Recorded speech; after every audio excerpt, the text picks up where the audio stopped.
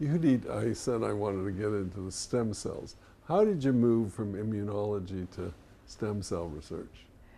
In fact, it wasn't that hard because, as I explained in the immune system, we were interested in epigenetics.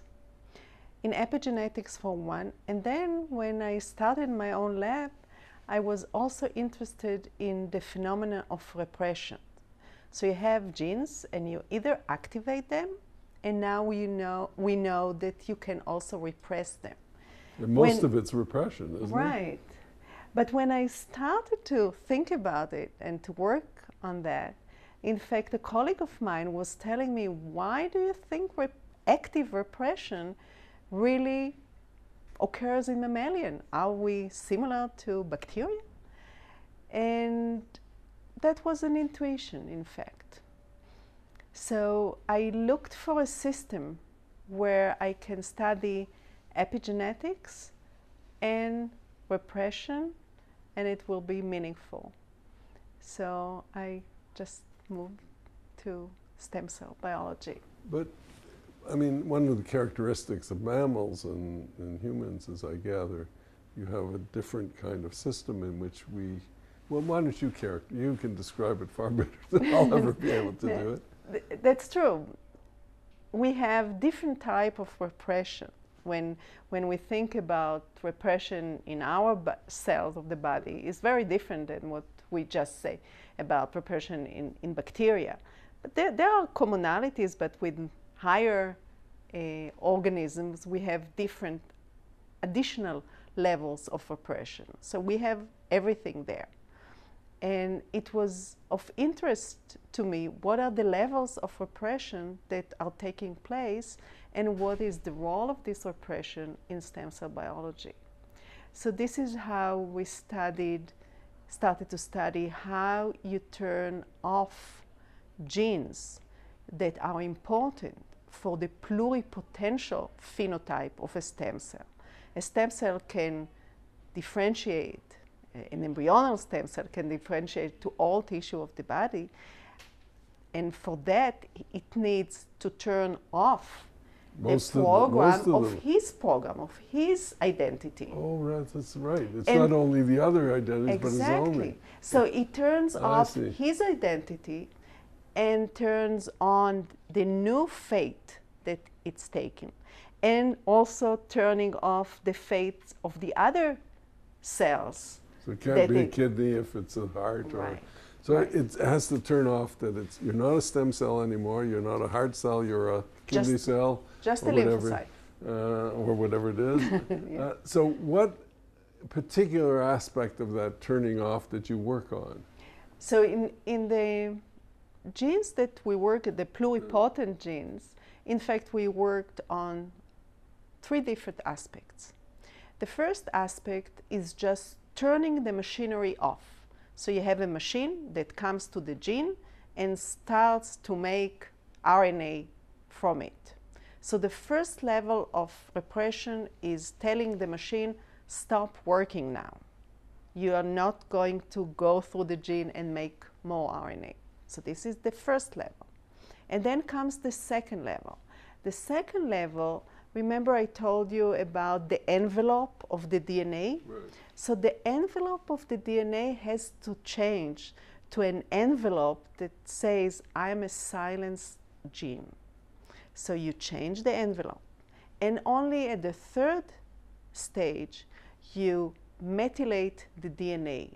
So you add something to the DNA that says, this is really a light that says, no opening here. This is completely closed.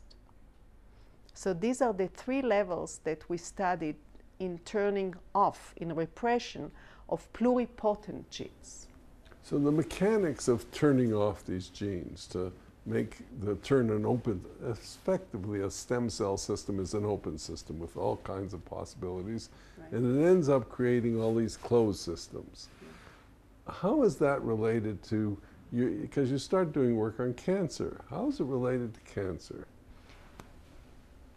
It is related. Which is a third field. You jump from stem cells to cancer now. Because these pluripotent genes, some of them at least, that are so important for the self-renewal of the stem cells, that the stem cell knows how to renew itself, that its daughters and sons are going to be stem cells. This is the meaning of the self-renewal.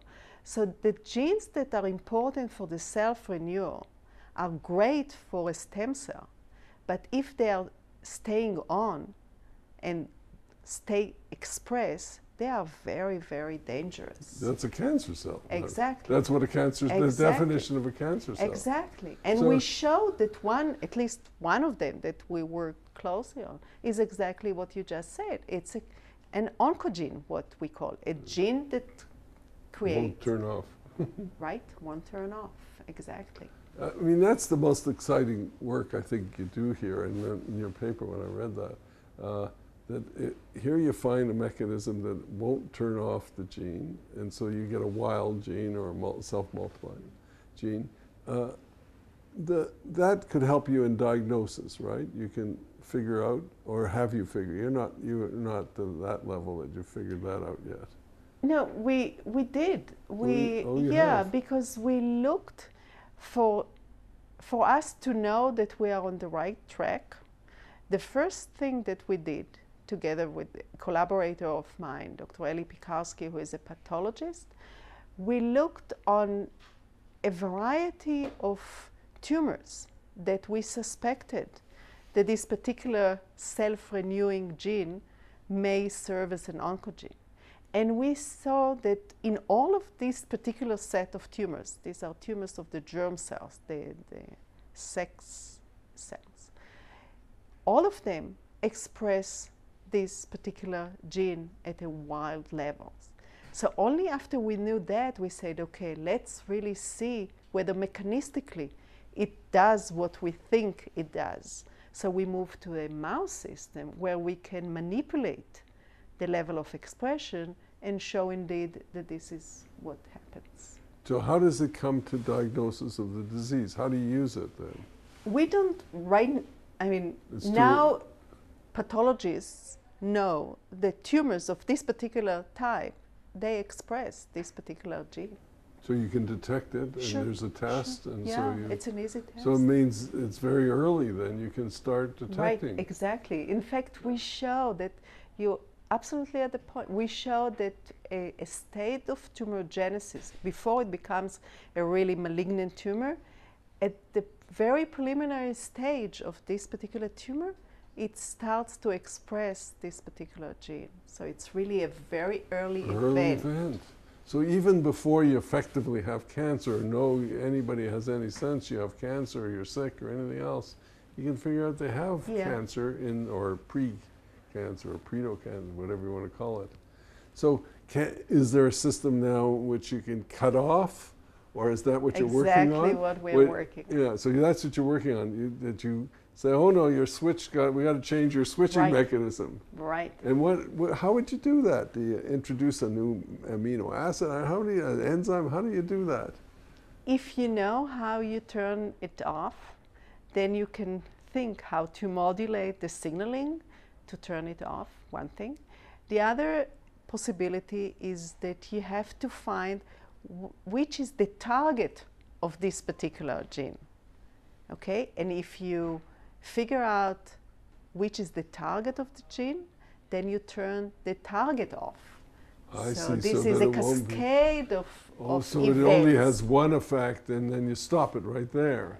And so it doesn't, so that's two different strategies, but you can work on both, I guess. That's true. If you do it both, you got a double. That's right.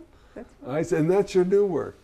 But I read your new work. I read a piece as another fourth area again. You're doing tissue regeneration, which is a total new area. It's a total new area. And okay, well, we'll take a break because I want to talk about it. But I also want to talk about my startling kind of a discovery that, for me, because I'm not a scientist, that there's a connection between the way we develop as, from stem cells and all the good things, the embryos and all the things that come from, and cancer.